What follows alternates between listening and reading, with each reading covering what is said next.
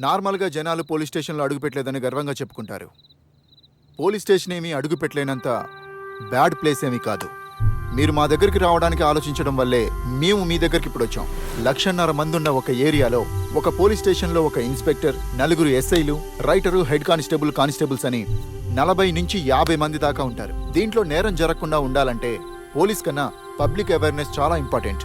అలా ఒక public అవేర్నెస్ని create చేయడానికే ఇలాంటి పబ్లిక్ వెల్ఫేర్ మీటింగ్ని మేము రెగ్యులర్గా అన్ని ఏరియాల్లో కండక్ట్ చేస్తున్నాం. ఇప్పుడు మన ఎస్ఐ చెప్పిన బేసిక్ సేఫ్టీ మిషన్ని మీరందరూ ఫాలో అయితే మీ ఏరియాలో జరుగుతున్న చిన్న చిన్న నేరాల్ని మీరే ఆపొచ్చు. ఒకప్పటికన్నా ఇప్పుడే అందరం కలిసి ఉన్నాం, కానీ విడివిడిగా ఉన్నాం. ఆ కాలంలో పక్కింట్లో ఎవరున్నా కూడా తెలిసిపోయేది. కానీ ఇప్పుడు మన ఇంట్లోనే మన పక్కనే ఎవరున్నారో కూడా తెలియకుండా అందరం మొబైల్ ఫోన్లో మునిగిపోయాం. అదిగోండి ఆ అమ్మాయిలాగా. నేను వింటూనే ఉన్నాను సార్.